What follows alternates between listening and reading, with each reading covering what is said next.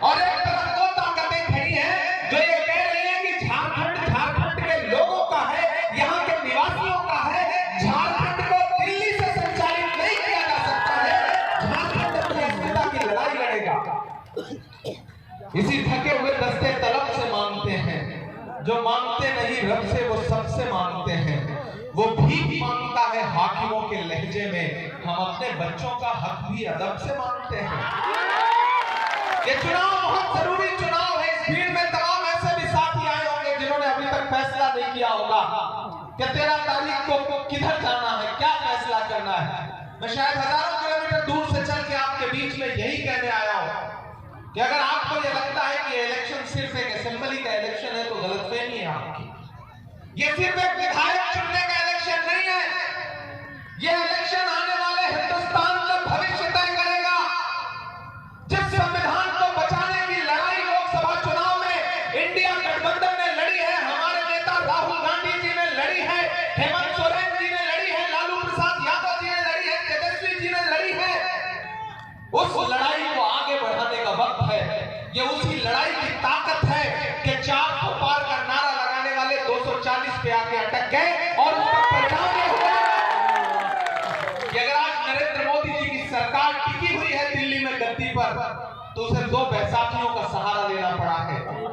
एक बिहार में बैसाखी है वो, और एक है आंध्र प्रदेश में। एक है चंद्रबाबू, एक है नीतीश बाबू। एक बैसाखी छिटकी, सरकार जमीन पर गिरी, और ये कभी भी हो सकता है। अगर आपने झारखंड और महाराष्ट्र में दोनों जगह चुनाव हो रहे हैं, अगर इन दोनों राज्यों के परिणाम इंडिया गठबंधन के हक में आए तो दिल्ली वाली जो सरकार है उसकी उम्र जो है वो 1-2 साल कम हो जाएगी, ये तय जान लीजिए। इसलिए भी मैं आपसे ये कहने आया हूं कि ये चुनाव बहुत महत्वपूर्ण चुनाव है। झारखंड वालों याद करो कि आपके लोकप्रिय मुख्यमंत्री हेमंत सोरेन साहब को किस तरह से दिल्ली के इशारे पर उठा करके बिना किसी जुर्म के जेल भेजा गया और कई महीने जेल में रखा गया।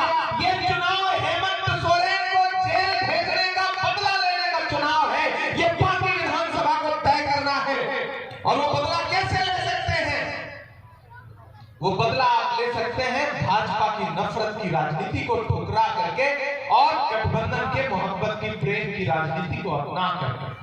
एक तरफ भाजपा है जो नारा लगाएगी कटोगे तो बटोगे, मंगलसूत्र छीन लेंगे, भैंस खोल ले जाएंगे, अजीब अजीब नारा लगाते हैं, और एक तरफ गठबंधन खड़ा है जो आपसे कह रहा है कि हमारी सरकार आएगी तो मैया सम्मान योजना जो है वो बढ़ा करके 1000 से 2500 रुपए कर दी जाएगी। यहां माए बहने बैठी हैं, आपके लिए इंडिया गठबंधन क्या कर रहा है कि जैसे ही हमारी सरकार बनी आपके खाते में खटाखट खटाखट खटाखट 2500 रुपए हर महीने। इंडिया गठबंधन जो आपसे वादा कर रहा है खाद्य सुरक्षा गारंटी, 7 किलो राशन हर आदमी को फ्री, 7 किलो राशन हर आदमी को फ्री, और 450 रुपए में गैस सिलेंडर। याद है नरेंद्र मोदी नारा लगा करके आए थे कि बहुत हुई महंगाई की मार, अब की बार मोदी सरकार 2014 में। उसका परिणाम क्या निकला? जो पेट्रोल डीजल 58 रुपए लीटर था वो कितने का हो गया? 100 रुपए के पास। वो गैस सिलेंडर जो 400 रुपए का था वो 1000 रुपए के पास पहुंच गया। उन्होंने नारा लगाया था बेटी बचाओ बेटी पढ़ाओ। क्या भूल गए कि हाथरस में एक दलित बिटिया के साथ बलात्कार हुआ और उसकी लाश को रात के 2 बजे इसलिए जला दिया गया ताकि सबूत मिटाए जा सके। ऐसे में उनके सारे नारे झूठे हैं, चाहे वो बेटी बचाओ का नारा हो, चाहे वो बहुत हुई महंगाई की मार का नारा हो। और इस बीच आए हैं क्या? उनके जितने नेता आए हैं कहते हैं झारखंड में सब घुसपैठिए हैं। मैं इस मंच पर खड़ा होकर के भाजपा के नेताओं से, गृह मंत्री अमित शाह जी से, हेमंत बिश्व शर्मा जी से पूछना चाहता हूं कि झारखंड का नक्शा उठा के देख लीजिए। आप सब पढ़े लिखे लोग हैं, इनके झूठ के झांसे में मत आओ। आज घर जाना तो भारत का नक्शा उठा के देखना, भारत के नक्शे में देखना कि झारखंड कहां है। झारखंड की कोई भी सीमा किसी दूसरे देश से लगती ही नहीं है, तो घुसपैठ कैसे हो सकती है? मैं हिमंता विश्व शर्मा बैठे हैं, अमित शाह जी बैठे हैं, अगर ये साबित कर दे कि झारखंड की कोई भी सीमा बांग्लादेश से या किसी दूसरे देश से लड़ती है तो मैं राजनीति करना छोड़ दूंगा। ये झूठ बोल रहे हैं, ये आपको बदला रहे हैं, ये आपको धोखा दे रहे हैं, क्योंकि ये धोखेबाज लोग हैं। इनका काम है बात कुछ और करना, फायदा कुछ और उठाना। ये आपसे झूठ बोल के नारा लगाएंगे, ये कहेंगे कि बटोगे तो कटोगे, आप कहोगे कि जुड़ेंगे तो पढ़ेंगे तो आगे बढ़ेंगे। झारखंड जुड़ेगा, आगे बढ़ेगा, पढ़ेगा और हेमंत सोरेन और कांग्रेस और आरजेडी गठबंधन की जो सरकार है उसको फिर से रिपीट करेगा, विकास के पथ पर आगे बढ़ेगा। लाल सूरज आपके अपने प्रत्याशी हैं, धीरज जी को आप जानते हैं और मैंने सुना है कि यहां कुछ आजाद प्रत्याशी भी घूम रहे हैं। बहुत बुलंद फजा में तेरी पतंग सही, मुझे पता है मगर डोर किसके हाथ में है। एक बात आप जान लो बाकी वालों, भाजपा बहुत शातिर है। वो जब जानती है कि हम सीधी लड़ाई में नहीं जीत पाएंगे ना, तो वो पीछे के रास्ते से कुछ दोस्त उतारती है। उन्हें पता है डायरेक्ट जीता नहीं जा सकता, तो फिर थोड़े और किसी तरह से कट जाए, 2000, 4000, 5000, 6000 किसी तरह से वोट कट जाए तो उसका सीधा फायदा किसको होगा? भाजपा को होगा। इसलिए आप सबसे गुजारिश करने आया हूं, खासतौर से अपने समाज के लोगों से गुजारिश करने आया हूं। आप सारे लोग मुझे जानते हैं, मुझे ऊपर वाले ने, खुदा ने, ईश्वर ने अगर शायरी की सलाहियत दी, कविता शायरी लिखने की सलाहियत दी, तो मैंने उसको इस्तेमाल महबूबा के जुल्फ और आंचल पर शायरी लिखने से नहीं किया, बल्कि आपके आंसुओं को अपनी नज़्मों का हिस्सा बनाया। पूरे देश में आपके लिए बोलता रहा हूं और पिछले 2 साल से देश की पार्लियामेंट में बैठता हूं। धीरज भाई हमारे साथ हुआ करते थे राज्यसभा में, ये गवाह है इस बात के कि मैं डरा नहीं, मैं झुका नहीं, कहीं छुप छुपा के खड़ा नहीं। जो डटे हुए हैं महास पर, मुझे उन सफों में तलाश कर, मैं लड़ रहा हूं, आपकी आवाज बन के बोल रहा हूं। देश की सबसे बड़ी पार्लियामेंट में इस देश के हाकिम से आंख मिला करके आपके मुद्दों पर बोलता हूं, लड़ता हूं, डरता नहीं हूं, क्योंकि मैं जानता हूं, मैं इसलिए जिंदा हूं कि मैं बोल रहा हूं। दुनिया किसी गूंगे की कहानी नहीं लिखती। मैं लड़ रहा हूं, मैं बोल रहा हूं, उस बुनियाद पर आपसे ये कहने आया हूं। मैं कल बिहार था, गया में, परसों महाराष्ट्र में था, आज बाकी पहुंचा हूं। तो इसलिए पहुंचा हूं क्योंकि भाजपा की बांटने की राजनीति से होशियार रहने की जरूरत है। और मैं अपने समाज के लोगों से विशेष तौर पे कह रहा हूं कि आपको और होशियार रहने की जरूरत है, क्योंकि वो जानते हैं जैसे ही आपका थोड़ा वोट काटेंगे, बांटेंगे, तो उसका नुकसान किसको होगा? सीधे इंडिया गठबंधन को होगा। इसलिए मेरी आपसे अपील है, महान बादशाह सिकंदर ने यूनान फतेह किया। 250 जो लोग बैठे हैं मेरी बात को गंभीरता से सुनेंगे। महान बादशाह सिकंदर ने यूनान जीता। जीतने के बाद जीत का जश्न मनाने के लिए शहर की सड़कों पर निकला, तो उसने देखा कि पूरा शहर जश्न मना रहा है, लेकिन एक फकीर आदमी है, साधु आदमी है, सड़क के किनारे चादर तान के सो रहा है बेफिक्र होके। सिकंदर को गुस्सा आया, सिकंदर अपने घोड़े से उतर के उस सोते हुए फकीर के पास, संत के पास गया और उसे देख करके गुस्से में उसे जोर की एक लात मारी और लात मार के कहा कि फकीर, मैंने शहर जीत लिया, लोग जश्न मना रहे हैं और तू सो रहा है। उस फकीर ने उम्मीदी आंखों से सिकंदर की तरफ देखा और देख करके कहा कि शहर जीतना बादशाहों का काम है, लेकिन लात मारना गधे का काम है। तो क्या ईश्वर की दुनिया में, खुदा की कायनात में इंसानों की इतनी कमी हो गई है? मेरे भाई, वो जो दिल्ली से लोग आए हैं, बड़े बड़े नेता आपके बीच में आएंगे, उन्होंने क्या किया? एक चलती हुई सरकार, एक आपका अपना बेटा, आपका अपना मुख्यमंत्री जो आपकी सुबह शाम सेवा करता है, हेमंत सोरेन, उसको उठाया और बिना किसी कारण के, बिना किसी जुर्म के सीधे जेल भेज दिया। और जब महीनों बाद उसकी जमानत हुई तो कोर्ट ने कहा कि क्यों भेजा गया था, कोई जुर्म ही नहीं है।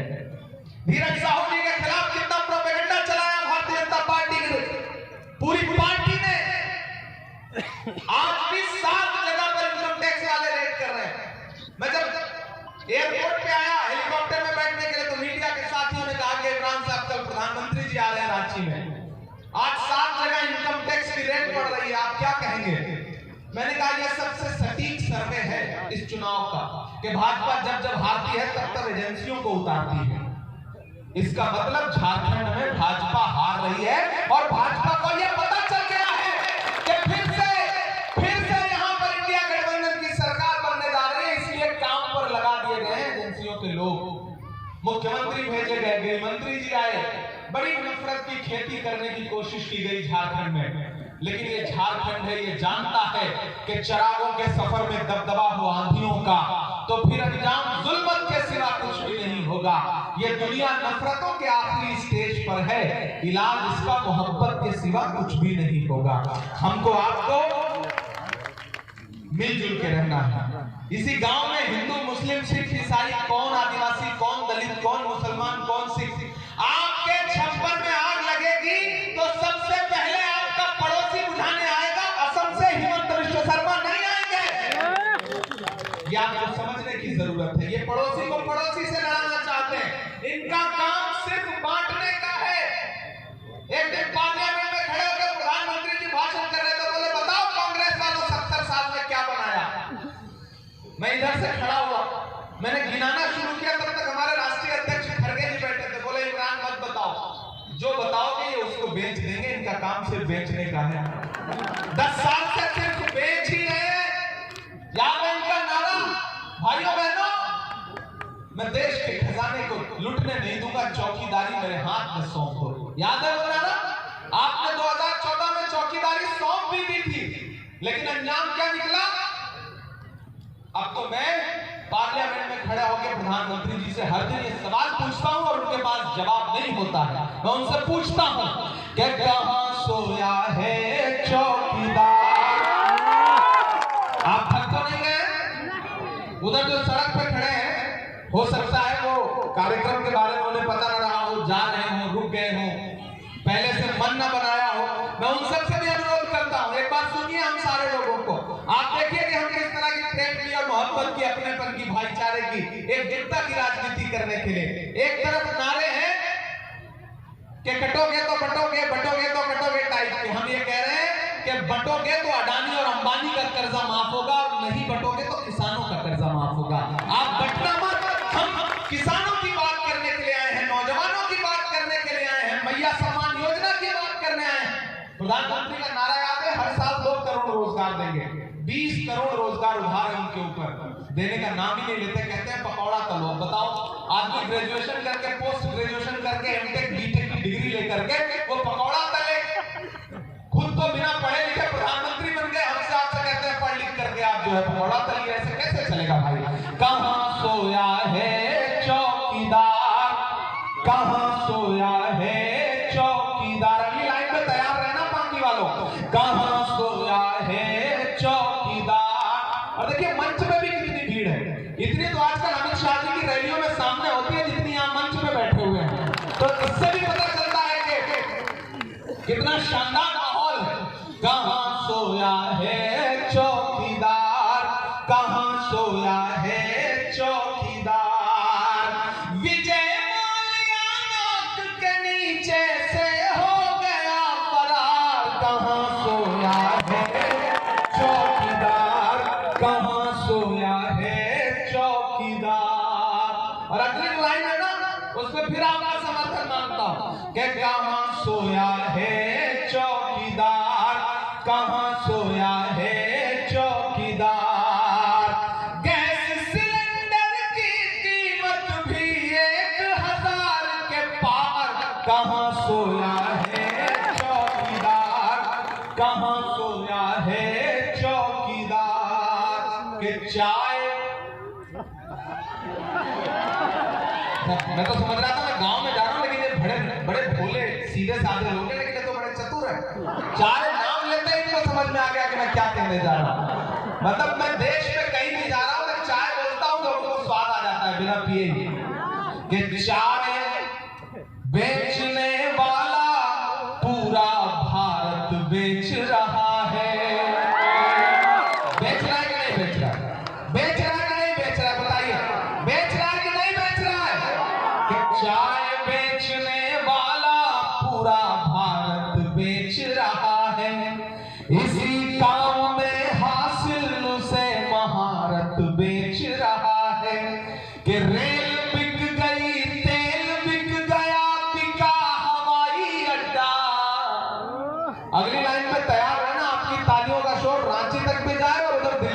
जाए कि रेल बिक गई, तेल बिक गया, बिका हवाई अड्डा, सब कुछ बिकता देख के खुश हैं अपने जेपी नड्डा।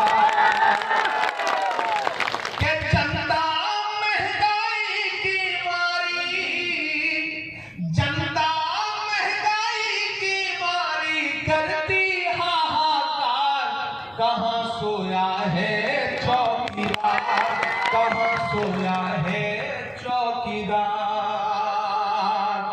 भाइयों, आपसे अनुरोध करता हूं, आपसे गुजारिश करता हूं कि लाल सूरज जो है ना, वो अच्छे इंसान भी हैं। मैं पिछले 3-4 साल से इन्हें व्यक्तिगत तौर पर जानता हूं। धीरज साहू जी के साथ मैंने पार्लियामेंट में अच्छा खासा वक्त गुजारा है।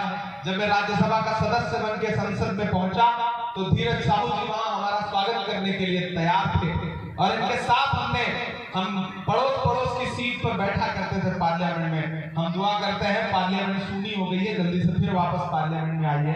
हम यही दुआ करते हैं आपके लिए। और लाल सूरज के लिए मैं आपसे अनुरोध करता हूं कि एक भी वोट बर्बाद मत करिए। एक भी वोट किसी निर्दलीय को, किसी छोटे मोटे जो पार्टी के लोग आए हैं, आप भी जानते हो जीत तो नहीं पाएंगे ना, जीतने के लिए चुनाव लड़ ही नहीं रहे, तो फिर काहे बर्बाद करोगे? नया झंडा पकड़ने का काहे शौक चढ़ा हुआ है? कोई नई पार्टी खड़ी होनी चाहती है तो उसकी बुनियाद में ईंट और गारा आप क्यों बनना चाहते हैं? मैं अपने समाज के लोगों को समझाते हुए गुजारिश कर रहा हूं, मत बहकिए, मत बटिए, क्योंकि जब लड़ाई बड़ी होती है ना तो छोटी छोटी चीजें नजरअंदाज करनी पड़ती है। हो सकता है कोई छोटी छोटी नाराजगी हो, कभी फोन ना उठा हो सकता है कभी आपके चहेते आदमी को टिकट ना मिला हो इसलिए नाराज हो, लेकिन जब बिगुल बच जाता है, लड़ाई शुरू हो जाती है, तो छोटी छोटी चीजें भुला देना चाहिए। पिछले वाले को आपने मौका दिया 5 साल, सड़कों की हालत ऐसी है कि इन सड़कों पर यात्रा करिए तो पता ही नहीं चलता कि आप यात्रा कर रहे हो या अंतिम यात्रा कर रहे हो। काम के नाम पे तो कुछ ही नहीं किया भाई। तो अब एक बार लाल सूरज आपसे अनुरोध कर रहे हैं। लाल सूरज युवा है, नाम में ही सूरज है तो रोशनी तो देंगे ही, ये तो तय है।